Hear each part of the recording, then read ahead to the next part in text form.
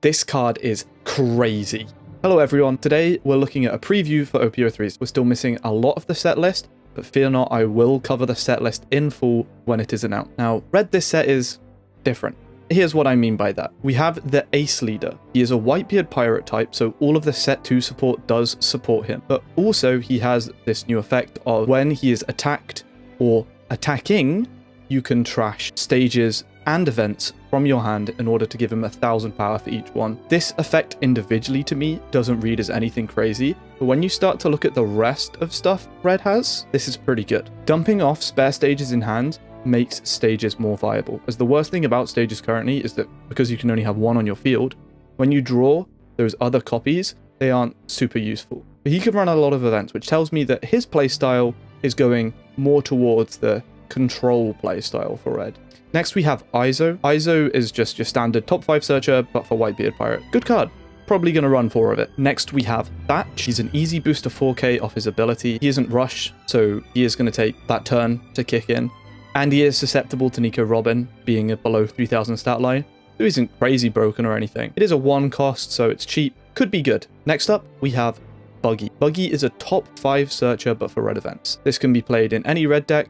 However, he does lack counter, so this is one you're going to be wanting to play on the field. Only a 1 cost, so I think this is definitely a very solid card. Don't know how much but you're going to run in certain decks. Maybe you play 4 of it in Ace if you're really wanting to play a lot of event, but it is good. On to our first Alt Art event. Oh my god, does this card look so nice. The card itself is a 3 cost, discard 1 event, KO up to 1 5k character and 1 up to 4k character. If you're playing 2 copies of Otama with this, you are KOing a 7k and a 6k. You basically have 2 jet pistols. That's 3 cards, 5 cost, so the cheapest thing, but just talking about the potential of this card here, it definitely has the potential to make some really big plays. I would be remiss to not mention its trigger effect, which is 1k off a jet pistol. With all these pieces starting to come together already, I do feel like Ace is going to be a good leader, and we haven't seen the vast majority of the support he's getting in set 3 yet. And for the last Ace support, we have Flame Emperor. Now, this is a really interesting card. It's locked to only Ace, so it is only viable in the Ace deck itself, but it's a 7 cost, KO up to 1 8k card, and then give your leader Ace plus 3000 power, making him an 8000, and you give him double attack. Definitely seems like a threatening card. It's going to be a good card when you're pushing for game as well. I really like this card. Another thing to mention is if you combo this card with Squad, you are hitting 12,000 powers. You are hitting 12,000 powers. Nothing in the game is safe from Ace. This seems like a really good card, and it just gets me really excited to play Ace. Green, to me, this set appears to have been smoke in the green. I don't understand what they're trying to tell me. There are some interesting cards here. Some cards do look powerful. As for the actual deck that we're going to get for green, it's quite hard to piece together right now. First up, we have the Kuro Leader. You can rest 3 Don and then rest 2 of your East Blue characters to restand him, and then rest 1 of your opponent's 5 or less characters. Restanding definitely can be useful for when swinging for game or trying to control your opponent's board. So it's not bad, but it seems a heavy cost. Next, we have the Arlong Leader. He's green-yellow, so he's a multicolor leader. He has 4 life, but I actually think this effect is quite interesting. This effect is Don 2, when attacking, rest 1, play up to 1 character from your hand that costs 4 or less and has trigger. There are notable cards that hit this range. You do have the starter deck killer. You do have the Nami from this set. I'm not sure if he'll be broken or anything, but you can use this effect immediately on your first attacking turn to start playing cards out at lower costs. Next, we have a green alt art for Jin. Jin does require you to be playing an East Blue leader to use this effect, but on play, you can rest up to 2 4 costs on your opponent's side of the field. That's good. He will require another card or 2 to swing off its effect in order to get maximum value out of it, or maybe you're just playing it when you're looking to close for game. You can combo it with our next card, which is Krieg. So for Don Krieg here, you can trash 1, KO 2 of your opponents up to 4 costs that are rested. So you see you play the Jin, rest 2 of your opponents up to 4 costs, then play the Krieg, KO those 2 cards. So that is a powerful combo you can use on any 10 Don turn. That is good board control. Just remains to be seen how viable the East Blue deck will be, because this doesn't really tell us much about the green East Blue decks. He does also have a Don 1 double attack effect, which again, can be quite useful for pushing for game. Lastly, we have Nami. So Nami's a really interesting card as far as top 5 searchers go, because she is a 2 cost, which most top 5 searchers aren't. Most top 5s are 1 cost. And then she also has Trigger. And the Trigger is what makes her interesting to me, because with Arlong's effect, you can play her as a 1 cost if you're playing her on your first attacking turn. But because she has a Trigger, this means if you pull her from life, you are going +2. It's probably the strongest top 5 searcher we've had yet in the game, but it being individually powerful isn't what matters. It needs to be able to search good cards, and that's what remains to be seen with the East Blue archetype. On to Blue. Blue remains the height of any 7-year-old's birthday party, because it is the bounce house. This time, however, it does have a twist. You can win by decking yourself out with our new Nami Leader.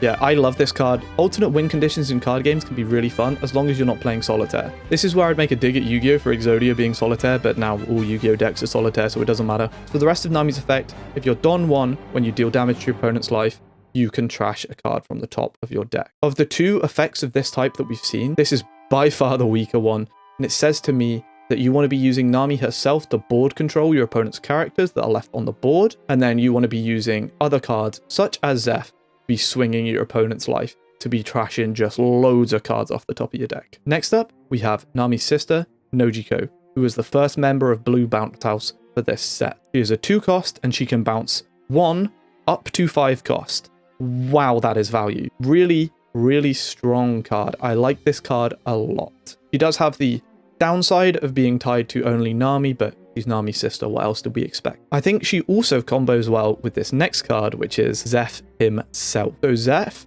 is an on-play, bounce 1 up to 3 cost to the owner's hand, and then trash 2 cards from the top of your deck. So he gets you actively closer to your win condition, whilst also bouncing either one of your opponent's cards, or maybe you're on your 7 or 8 Don turn, you bounce your Nojiko back to your hand, you replay Nojiko to bounce one of your opponent's 5 costs. Now, Zeph is Don 1. If he deals damage to your opponent's life, you trash the top 7 cards of your deck. Mathematically, this gets you slightly closer to winning percentage-wise than knocking your opponent's life from 5 to 4, but it's super close, it doesn't really matter.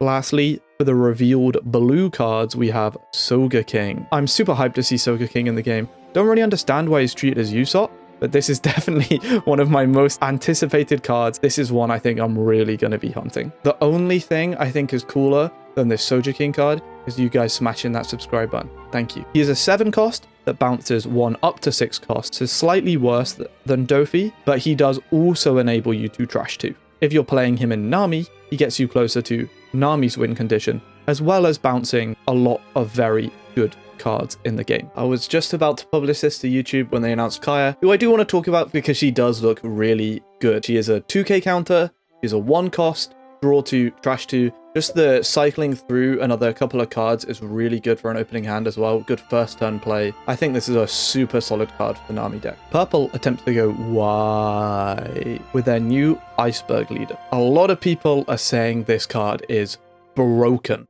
And as a purple player, it breaks my heart to say I don't think this card's actually going to be very good. Not being able to attack on your leader matters. It's the only attack you can rely on having every single turn. Now, the rest of Iceberg's effect is good. Dom -1, you can play up to 1 5 cost Galileo Company card from your hand. That is a strong effect. Unfortunately, the 2 reveal 5 costs we've seen so far don't get me excited for this deck, especially when you're losing the ability to attack on your leader every turn. This could all change if purple gets some spicy cards, but for now, purple is a chicken korma on the spice level, and you ain't never catching me ordering a chicken korma up at Bossman's. For our first purple character, we do have Kokoro. Kokoro is a 1 cost top 5 searcher, so she's a good card. Set 1 purple lacked consistency tools. Set 2 purple did have a consistency tool, but lacked the high end. I fear that with Kokoro here, being able to search for the stage card that she can search for signifies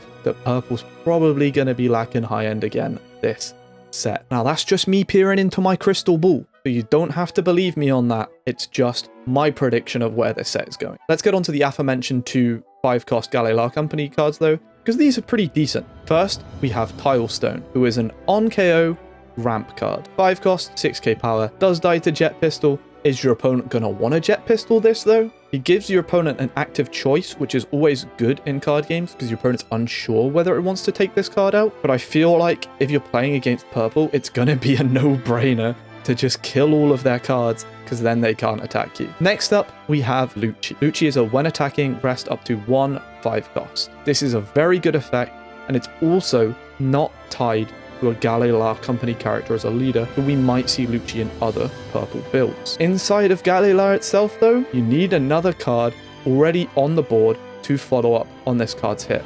Without your leader being able to attack, this effect is nerfed. If you are playing this card to try and push the game, however, it does rest your opponent's blockers, so it is really strong in that situation. Lastly, for purple, we have Onigashima Galila Company Island. It is a ramp 1 and it's searchable by Kokoro. This is a good card. Let's hope they give us the Galila Company cards to make use of it.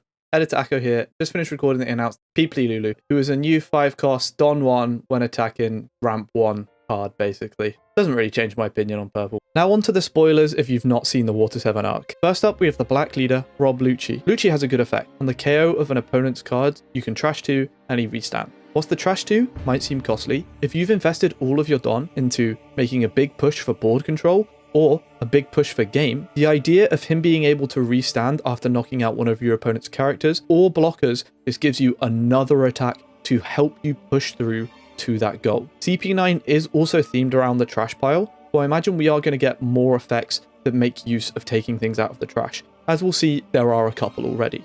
Real quick, we do have to say, yeah, you already know what it is. Our black and yellow leader, Charlotte Linlin. Shout out my boy Wiz Khalifa. Oh no. So Charlotte Linlin is a Don 2, rest 2. When attacking, trash 1 from hand, take the top card of your deck and put it on top of your life. I think this is a really interesting mechanic for a dual life leader as they only have 4 life. So being able to heal life does literally give you more life, maybe mean you can stay in the game a bit longer than other 4-cost leaders can.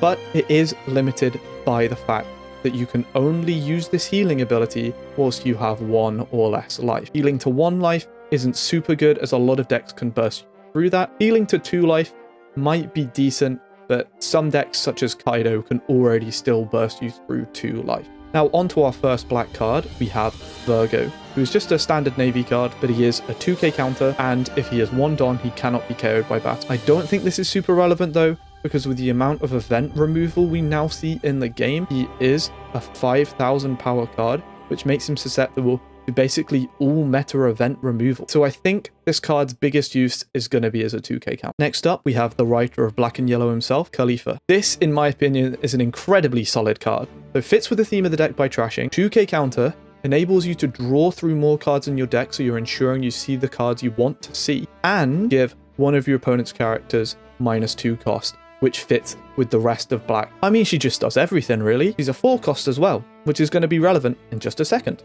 Before then, however, we do have Branu, top 3 searcher for black, who trashes the remaining 2. Not much to say on this card. It seems pretty decent, but it isn't as good as the other top 5 searchers. Now we're on to the meat and potatoes, because we've got our boy, Beluno. You can Don 1, become a blocker at 6,000 power. That is a good power for a blocker, however, susceptible to jet pistol. But for this card, you don't really care that he's susceptible to jet pistol, because man's floats. That's right, Beluno on KO plays 1 up to 4 cost CP9 character from your trash, such as Khalifa from earlier. It does play them rested, so maybe they can just be killed again. If you're just doing it right at the end when your opponents run out of attack, you can definitely see some good value off this card. Lastly, for black, we have the 3rd Rob Lucci card this set. Now, this Rob Lucci is really interesting because he's an on-play, bottom deck 2 CP9 characters from your trash, and you rush. Red has had too much of the rush mechanic for far too long. It's high time that the boys in white and blue in the Navy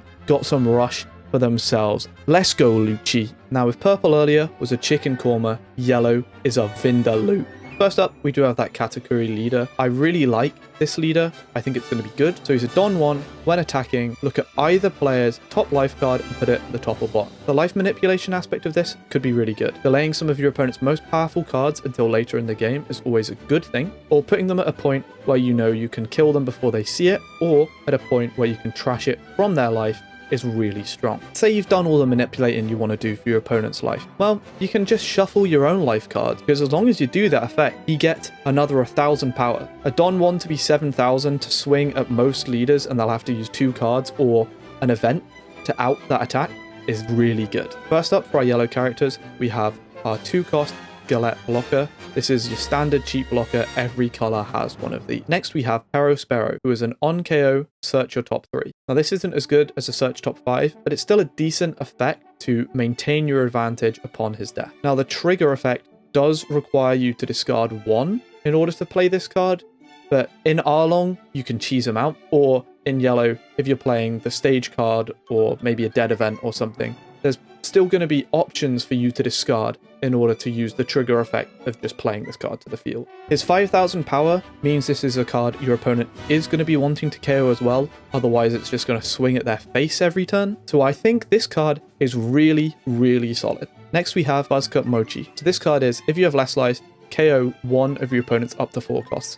For 2 cost, that's good. This is definitely going to be good in a red matchup, because red is going to be able to deal damage to your life faster than you can in yellow. So in that matchup, you will be behind on life, and this outs a lot of their key cards. Its trigger effect could definitely be viable as well. This can get you out Sparrow as well as other cards from the yellow starter deck, but it is a -1 in terms of card advantage to do. Now for our second to last card, our second secret rare of the set, we have Katakuri Character. The way I like to see this Katakuri card is an 8-cost, 8,000 power, delayed bounce of an 8-cost card. Why do I say delayed bounce? It's because you put it at either the top or the bottom of your opponent's life area, not immediately to their hand. This is a delayed bounce because it's likely to hit their hand anyway unless you find a way to directly trash it from life. It does specify face up, and I'm assuming that means that any card with a trigger won't have its trigger activate. That seems like good game design to me. If it's face up in life, its trigger doesn't activate. I could be wrong.